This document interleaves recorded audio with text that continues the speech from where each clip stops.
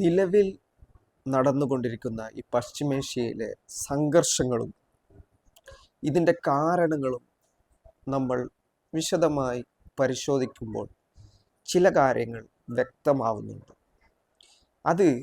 ഇത് കേവലം ഈ ആഴ്ചയിലോ ഈ മാസങ്ങളിലോ ഉണ്ടായ പ്രശ്നങ്ങളല്ല.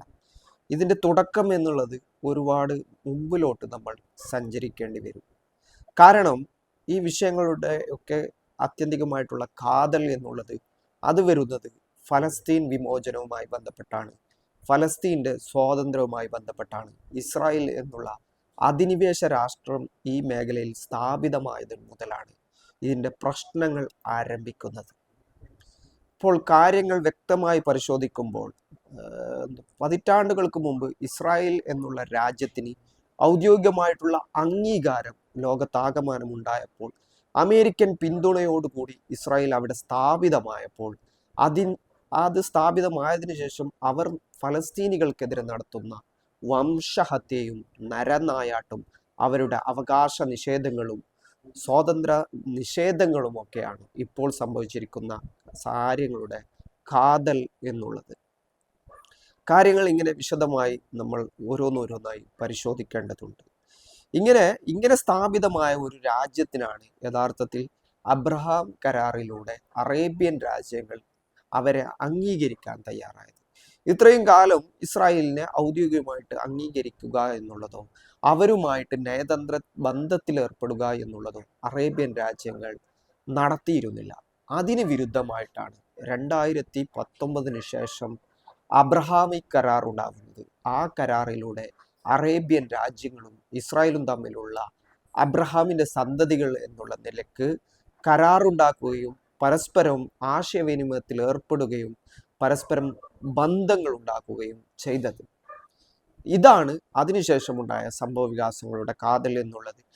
അപ്പോൾ തങ്ങളുടെ സ്വാതന്ത്ര്യ അവകാശങ്ങൾക്കുമേൽ, തങ്ങളുടെ സ്വാതന്ത്ര്യ ആഗ്രഹങ്ങൾക്കുമേലാണ് യഥാർത്ഥത്തിൽ ഈ അബ്രഹാം കരാർ ഉണ്ടാവുന്നതും ഇസ്രായേലിന് അറബ് ലോകവും ഇസ്ലാമിക രാജ്യങ്ങളും ഔദ്യോഗികമായ അംഗീകാരങ്ങൾ നൽകുന്നതും എന്ന് വ്യക്തമായി മനസ്സിലായ ഫലസ്തീനികൾ, പ്രത്യേകിച്ചും ഹമാസ്, അവരുടെ തൂഫാനുൽ അക്സയിലൂടെ മറ്റൊരു സ്വാതന്ത്ര്യ സമര പോരാട്ടങ്ങൾക്ക് യഥാർത്ഥത്തിൽ അവിടെ ഒരു തുടക്കം കുറിക്കുകയാണ്. ഇതിൻ്റെ പ്രാഥമികമായിട്ടുള്ള കാര്യം എന്നുള്ളത് ഫലസ്തീൻ സ്വാതന്ത്ര്യം എന്നുള്ളത് ഈ രാജ്യങ്ങൾ ഉപേക്ഷിച്ച് അവർ പരിപൂർണമായിട്ടും ഇസ്രായേലിനെ അംഗീകരിച്ച് നയതന്ത്ര ബന്ധത്തിൽ ഏർപ്പെട്ട് ബിസിനസ്സിൽ സംരംഭങ്ങളിൽ പരസ്പരം സഹകരിക്കുന്ന നിലയിലേക്ക് കാര്യങ്ങൾ എത്തി. ഇങ്ങനെ ഒരു ഗ്രേറ്റർ ഇസ്രായേൽ പ്രൊജക്ട് ഇസ്രായേൽ വിഭാവനം ചെയ്തു. ഇതാണ് ഇതിൻ്റെ കാതൽ എന്നുള്ളത്. അങ്ങനെ ഈ വിഷയമുണ്ടായപ്പോൾ തൂഫാനുൽ അക്സ ഉണ്ടാവുന്നു. തൂഫാനുൽ അക്സയ്ക്ക് ശേഷം വലിയ നരനായാട്ട് ഫലസ്തീനിൽ ഗസയിൽ നടത്തുന്നു. സ്ത്രീകളെയും പിഞ്ചു കുഞ്ഞുങ്ങളെയും അടക്കം 10,000-കണക്കിന് ലക്ഷക്കണക്കിന് ആളുകളെ ഇസ്രായേൽ കൂട്ടക്കശാപ്പ് ചെയ്യുന്നു. ഇതിനിടയിലാണ് അറബ് ഇസ്ലാമിക് ഉച്ചകോടി ഈ ഒരു മേഖലയിൽ വിളിക്കുന്നത്. അത് സൗദി അറേബ്യയിലെ റിയാദിൽ വെച്ചാണ് ആദ്യമായിട്ട് അത്തരം ഉച്ചകോടി നടത്തുന്നത്. ഈ സമയത്ത് വലിയ നരനായിട്ടാണ് ഇസ്രായേൽ ഗസയിൽ നടത്തിക്കൊണ്ടിരുന്നത്. അങ്ങനെ ആ യോഗത്തിലേക്ക് ആദ്യമായിട്ട് ഈ ഒരു മേഖലയിലുള്ള രാജ്യം എന്നുള്ള നിലക്ക് ഇറാന്റെ പ്രസിഡന്റ് തന്നെ, അന്നത്തെ ഇറാന്റെ പ്രസിഡന്റായ ഇബ്രാഹിം റഹീസി ചരിത്രത്തിൽ ആദ്യമായിട്ട് ഈ അറബ് ഉച്ചകോടിയിൽ പങ്കെടുത്തുകൊണ്ട് സംസാരിച്ചുകൊണ്ട് അദ്ദേഹം ഒരു കാര്യം ആവശ്യപ്പെടുന്നു. 2 കാര്യങ്ങൾ അദ്ദേഹം പ്രധാനമായിട്ടും ആവശ്യപ്പെടുന്നു. ഒന്നാമത്തെ കാര്യം എന്നുള്ളത്, അവിടെ ഇസ്രായേലിന് നമ്മൾ സംയുക്തമായി ഇസ്രായേലിനെതിരെ സൈനിക ആക്രമണം നടത്തുക എന്നുള്ളത്. മേഖലയിലുള്ള മുഴുവൻ രാജ്യങ്ങളും ഒന്നിച്ചു നിന്നുകൊണ്ട് ഇസ്രായേലിനെതിരെയുള്ള സൈനിക നടപടി സ്വീകരിച്ചുകൊണ്ട് ഗസയിലുള്ള പ്രശ്നങ്ങൾ അവസാനിപ്പിക്കുക എന്നതാണ് അദ്ദേഹം പ്രാഥമികമായിട്ട് പറഞ്ഞ കാര്യം. സൗദിയിലേക്ക് അദ്ദേഹം പോകുമ്പോൾ നമുക്കറിയാം, സൗദി എന്നുള്ളത് ഏതെങ്കിലും രീതിയിൽ ഫലസ്തീനോടുള്ള അനുഭാവ പ്രകടനങ്ങൾ പോലും വിലക്കിയിട്ടുള്ള രാജ്യമാണ്. അങ്ങനെയുള്ള രാജ്യത്തേക്ക് അദ്ദേഹം കഫ്യ ധരിച്ചാണ് അന്ന് പോയത്. അങ്ങനെ കഫ്യ ധരിച്ച് അദ്ദേഹം ഈ യോഗത്തിൽ പങ്കെടുത്തുകൊണ്ട് ഈ കാര്യം ആവശ്യപ്പെടുന്നു. പക്ഷേ ഇതിനോട് അനുകൂലമായി പ്രതികരിക്കാൻ, ഇതുമായിട്ട് സഹകരിക്കാൻ അവിടെ കൂടിയ ഒരു രാജ്യവും തയ്യാറാവുന്നില്ല. ഓക്കെ, അങ്ങനെയെങ്കിൽ ആ കാര്യം നടക്കുന്നില്ല എങ്കിൽ നമ്മൾ രണ്ടാമത്തെ ഓപ്ഷനിലേക്ക് പോകാം. ഇസ്രായേലുമായിട്ടുള്ള നയതന്ത്ര ബന്ധങ്ങൾ അവസാനിപ്പിച്ച്, ഇസ്രായേലിൻ്റെ ഉപകരണങ്ങൾ അവസാനിപ്പിച്ച്, അല്ലെങ്കിൽ ഇസ്രായേലി പ്രൊഡക്റ്റുകളൊക്കെ ഒഴിവാക്കി അവർക്കെതിരെയുള്ള ഒരു ഉപരോധം ഉള്ള സമീപനം, സാമ്പത്തിക ഉപരോധം, ഓയിലുകൾ അവർക്ക് കൊടുക്കാതിരിക്കുക, എണ്ണ അവർക്ക് കൊടുക്കാതിരിക്കുക, മറ്റു അവരുമായിട്ടുള്ള സഹകരണം ഒഴിവാക്കുക, നിലവിൽ അവരുമായിട്ടുള്ള മുഴുവൻ ബന്ധങ്ങളും അവസാനിപ്പിച്ചുകൊണ്ടുള്ള ഒരു നയനിലപാടിലേക്ക് മടങ്ങാമെന്ന് പറയുന്നു. നമ്മൾ സൈനികമായിട്ട് ആക്രമിക്കേണ്ട എന്ന് അദ്ദേഹം പറയുന്നു. പക്ഷേ ഇതും അന്ന് അവിടെ നടപ്പിലാക്കാൻ ഈ അറബ് ഭരണാധികാരികളും അറേബ്യൻ രാജ്യങ്ങളും തയ്യാറായില്ല. പകരം അന്ന് അവിടെ സംഭവിച്ചത്, ഈ ഗസയിലേക്കുള്ള വംശഹത്യ നടത്തുന്ന ഇസ്രായേലിന് അമേരിക്ക നൽകിക്കൊണ്ടിരിക്കുന്ന സഹായങ്ങൾ എന്നുള്ളത്, അത് ഖത്തറിലെ അൽ ഉദൈദ് വ്യോമത്താവളം, UAE-യിലുള്ള ലോജിസ്റ്റിക് സംവിധാനം, മറ്റു അറേബ്യൻ രാജ്യങ്ങളിലുള്ള, മിഡിൽ ഈസ്റ്റിലുള്ള ബഹ്റൈനിലുള്ള അവരുടെ 5ാം പടക്കപ്പലിൻ്റെ നവൽ ബേസ്, ഇങ്ങനെ ഇവിടുത്തെ മുഴുവൻ സംവിധാനങ്ങളെയും അവർ ഉപയോഗിക്കുന്നു, അമേരിക്ക ഉപയോഗിക്കുന്നു. ആ ബേസുകൾ ഉപയോഗിച്ചുകൊണ്ട് നിരന്തരമായിട്ട് ഇസ്രായേൽ ആയുധങ്ങൾ കൊണ്ടുപോകുന്നു. ആ ആയുധങ്ങൾ ഉപയോഗിച്ച് ഗസയിൽ നരനായാട്ടും വംശഹത്യയും നടത്തുന്നു. ഇതാണ് സംഭവിച്ചത്. ഇങ്ങനെ ഇബ്രാഹിം റയീസി ഈ കാര്യങ്ങൾ അവിടെ യോഗത്തിൽ ആവശ്യപ്പെട്ടതിന് ശേഷം അദ്ദേഹം ഇറാനിൽ തിരിച്ചെത്തുന്നു. ഇറാനിൽ തിരിച്ചെത്തിയതിനു ശേഷം അദ്ദേഹം ഒരു ദുരൂഹമായ ഫ്ലൈറ്റ് ഹെലികോപ്റ്റർ അപകടത്തിൽ കൊല്ലപ്പെടുന്നു. ഇതിൻ്റെ പിന്നിൽ എന്താണെന്ന് ഇതുവരെയും ഔദ്യോഗികമായിട്ട് പുറത്തു വന്നിട്ടില്ല. അപ്പോൾ ഇബ്രാഹിം റയീസി അത്തരത്തിൽ കൊല്ലപ്പെട്ടതിന് ശേഷം പിന്നീട് അഹമ്മദ് പെഷസ്കിയാൻ അവിടെ അധികാരത്തിൽ വരാനുള്ള നടപടികൾ ആരംഭിക്കുന്നു. തെരഞ്ഞെടുപ്പ് നടത്തുന്നു. അഹമ്മദ് പെഷസ്കിയാൻ പ്രസിഡന്റായി തെരഞ്ഞെടുക്കപ്പെടുന്നു. ഈ പ്രസിഡന്റായി തെരഞ്ഞെടുക്കപ്പെടുന്ന യോഗത്തിലേക്ക് അവിടെ ഫലസ്തീൻ വിമോചന പോരാട്ട പ്രസ്ഥാനമായ ഹമാസിന്റെ മേധാവി ഇസ്മയിൽ ഹനിയയെ ഔദ്യോഗികമായി ക്ഷണിക്കുന്നുണ്ട്. ഗസയിലുള്ള സംവിധാനം എന്നുള്ള നിലയ്ക്ക് അദ്ദേഹത്തെ ഔദ്യോഗികമായി ഇറാൻ ക്ഷണിക്കുന്നു. പക്ഷേ ടെഹ്റാനിൽ വെച്ച് മൊസാദ് ഒരു ഓപ്പറേഷൻ നടത്തി ഒരു ക്ഷണിക്കപ്പെട്ട ഒരു രാജ്യത്തിന്റെ പ്രസിഡന്റ് അധികാരത്തിലേറുന്നതിന് ക്ഷണിക്കപ്പെട്ട അതിഥിയെ ആ രാജ്യത്തിന്റെ പരമാധികാരത്തിൽ കയറിക്കൊണ്ട് ആക്രമിച്ച് കൊലപ്പെടുത്തുന്നു. അത് കൂടുതൽ കാര്യങ്ങൾ കലുഷിതമാക്കുന്നു. മറ്റൊരു ഭാഗത്ത് ഈ ഇറാന്റെ എല്ലാ സമയത്തും പിന്തുണച്ചിരുന്ന ലെബനനിലെ ഹിസ്ബുള്ളയുടെ 25 വർഷക്കാലം അവരുടെ സൈനിക മേധാവിയായിരുന്ന, അവരുടെ ഏറ്റവും പ്രധാനപ്പെട്ട മുഖമായിരുന്ന ഹസൻ നസ്രുള്ളയെയും ഇസ്രായേൽ കൊലപ്പെടുത്തുന്നു. ഒരു ഭാഗത്ത് ഇറാനിലേക്ക് അതിക്രമിച്ച് കൊലപാതകം നടത്തുന്നു. മറ്റൊന്ന് ഇറാന്റെ ഏറ്റവും അടുത്ത സഹകാരിയെ ലെബനനിൽ വെച്ച് കൊലപ്പെടുത്തുന്നു. അവരുടെ ഒരു പേജർ ആക്രമണമൊക്കെ നടത്തുന്നു. അപ്പോൾ ഇബ്രാഹിം റയീസിയുടെ ഹെലികോപ്റ്റർ അപകടം ഒരു ഭാഗത്ത്, മറ്റൊരു ഭാഗത്ത് പെഷസ്കിയാൻ അധികാരത്തിലേറുമ്പോൾ അവിടുത്തെ അതിഥിയായി എത്തിയ ഇസ്മായിൽ ഹനിയെ കൊലപ്പെടുത്തുന്നു. ഇങ്ങനെ ഈ കാര്യങ്ങൾ കൂടി സംഭവിക്കുന്നതോട് കൂടിയിട്ട് ഇറാൻ അവരുടെ ആദ്യഘട്ട ആക്രമണം ഇസ്രായേലിലേക്ക് നടത്തുന്നു. ഈ ആക്രമണങ്ങൾ നടത്തുമ്പോൾ സ്വാഭാവികമായിട്ടും ഈ അറബ് രാജ്യങ്ങളിൽ ഉണ്ടാകുന്ന വ്യോമപാതകൾ മറികടന്ന് വേണം ഇസ്രായേലിനെ ലക്ഷ്യം വെക്കാൻ. അങ്ങനെ ലക്ഷ്യം വെക്കുമ്പോൾ അതിന് തടസ്സമുണ്ടാക്കുന്ന രീതിയിൽ പ്രവർത്തിച്ചിട്ടുള്ളത് ഈ അറബ് രാജ്യങ്ങളിലുള്ള അമേരിക്കൻ സൈനിക താവളങ്ങളാണ്. ഇതാണ് ഇതിൻ്റെ 2ാം ഘട്ടം എന്നുള്ളത്. ഇനി 3ാം ഘട്ടത്തിലേക്ക് വരുമ്പോഴാണ് ഈ 12 ദിന യുദ്ധം അവിടെ ഉണ്ടായ സാഹചര്യം ഉണ്ടാവുന്നത്. ഈ 12 ദിന യുദ്ധത്തിന് മുമ്പാണ് വീണ്ടും ഇറാനിലേക്ക് അതിക്രമിച്ച് കയറിക്കൊണ്ട് മൊസാദ് മറ്റൊരു ഓപ്പറേഷൻ നടത്തുന്നു. ആ ഓപ്പറേഷനിൽ ഇറാനിന്റെ സൈനിക മേധാവികളെ കൊലപ്പെടുത്തുന്നു. ഇറാനിൽ സൈനികമായി രാഷ്ട്രീയ നേതൃത്വത്തെ ലക്ഷ്യം വെക്കുന്നു. വളരെ വലിയ ഒരു ഓപ്പറേഷൻ നടത്തി അവിടുത്തെ സംവിധാനങ്ങളിൽ വലിയ വ്യോമാക്രമണമൊക്കെ നടത്തിയിട്ടുള്ള ഒരു കാര്യം ഇസ്രായേൽ നടത്തുന്നു. അങ്ങനെ അവിടെ വീണ്ടും ഇറാനിൽ സംഘർഷം ഉണ്ടാക്കുന്നു. അങ്ങനെ 3ാമത്തെ ഘട്ടത്തിലേക്ക് കാര്യങ്ങൾ നടത്തുന്നു. അപ്പോഴാണ് ഈ 12 ദിന യുദ്ധമുണ്ടാകുന്നത്. ഇസ്രായേലിനെതിരെ ആദ്യമായിട്ട് ഒരു അറേബ്യൻ രാജ്യം അതിശക്തമായ ആക്രമണം നടത്താൻ തയ്യാറാവുന്നു. ഗസയിലുള്ള പ്രശ്നങ്ങൾ അവിടെ ചർച്ചയാവുന്നു. അങ്ങനെ 12 ദിന യുദ്ധം ഉണ്ടാകുന്നു. ഈ 12 ദിന യുദ്ധത്തിൽ എന്താണ് സംഭവിച്ചത്? വീണ്ടും ഇറാനിയന്റെ മിസൈലുകൾ ഈ ഇസ്രായേലിന്റെ പ്രധാനപ്പെട്ട കേന്ദ്രങ്ങളെ ലക്ഷ്യമാക്കി കൊണ്ടുപോകുന്നു, ആക്രമണം നടത്തുന്നു. ഈ ആക്രമണത്തിൽ പ്രധാനപ്പെട്ട നഗരങ്ങളിലൊക്കെ വലിയ നാശനഷ്ടങ്ങൾ ഉണ്ടാക്കുന്നു. പക്ഷേ അപ്പോഴും ഈ ഇസ്രായേലിലേക്ക് നടത്തുന്ന ആക്രമണങ്ങൾക്ക് തടസ്സമായി നിൽക്കുന്നത് അറേബ്യൻ രാജ്യങ്ങളിലുള്ള ഈ ബേസുകളാണ്.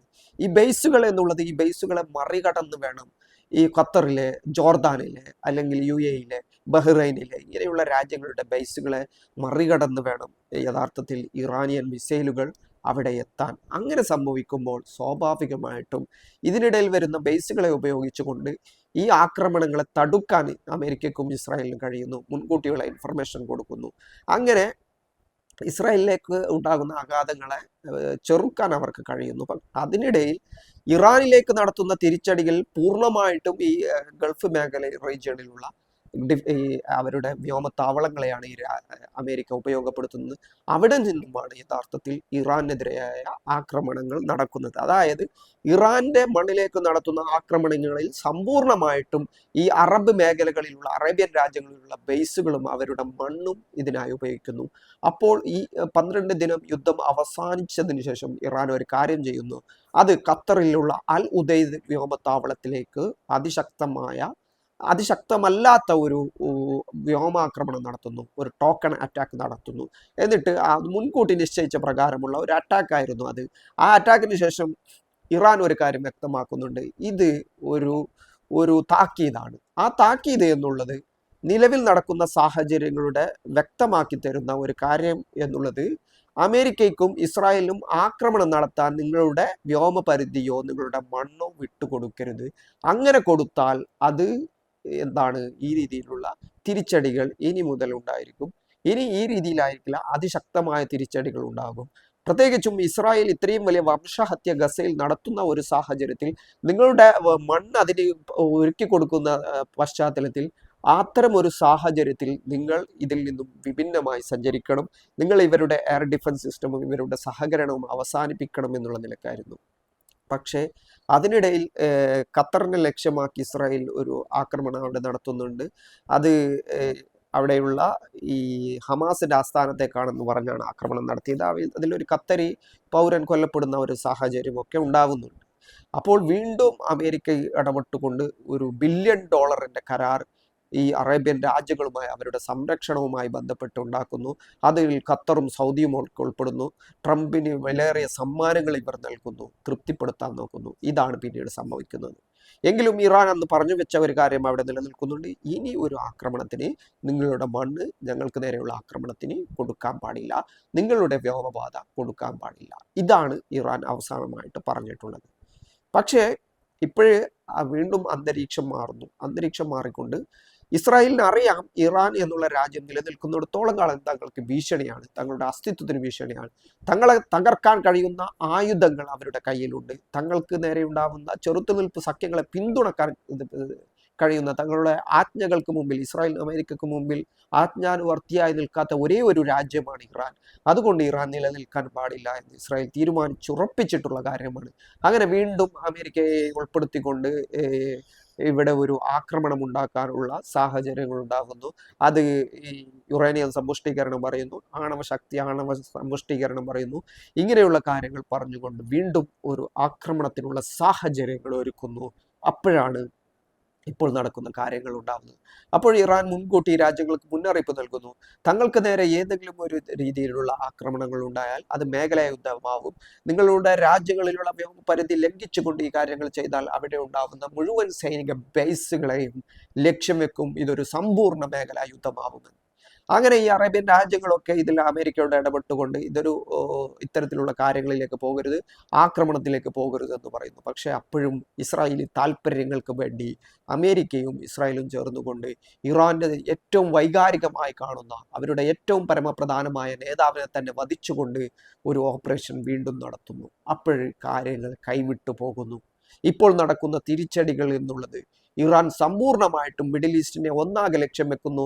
ഈ ആക്രമണങ്ങളിൽ ആരൊക്കെ ഉൾപ്പെട്ടിട്ടുണ്ടോ, അതായത് ഇറാന്റെ പരമോന്നത നേതാവ് അലി ഖമേനിയെ വകവരുത്താനുള്ള ആക്രമണത്തിൽ ഉൾപ്പെട്ടിട്ടിരിക്കുന്ന മുഴുവൻ രാജ്യങ്ങളിലെയും സൈനിക ബേസുകൾ അവരുടെ റഡാറിന്റെ ആക്രമണങ്ങളുടെ പരിധിയിൽ ഉൾപ്പെടുന്നു എന്നാണ്. അത് ഈ മിഡിൽ ഈസ്റ്റിലുള്ള രാജ്യങ്ങൾ കഴിഞ്ഞുകൊണ്ട് അത് സൈപ്രസിലേക്ക്, യൂറോപ്പിലുള്ള സൈപ്രസിലേക്കും ഇറ്റലിയിലേക്ക് പോലും എത്തിയിരിക്കുന്നു എന്ന് പറയുമ്പോൾ ഒരേ സമയം തന്നെ സമ്പൂർണ്ണമായിട്ടുള്ള എല്ലാം ഉപയോഗപ്പെടുത്തിയിട്ടുള്ള തിരിച്ചടി അമേരിക്കയും ഇസ്രായേലും ഒരിക്കലും പ്രതീക്ഷിക്കാത്ത രീതിയിലുള്ള തിരിച്ചടി, ഒരേ സമയം തന്നെ 15ഓളം രാജ്യങ്ങളെ നേരിട്ട് ആക്രമിക്കുന്ന ഒരു ശൈലിയിലേക്ക് ഇറാൻ പോകുന്നു.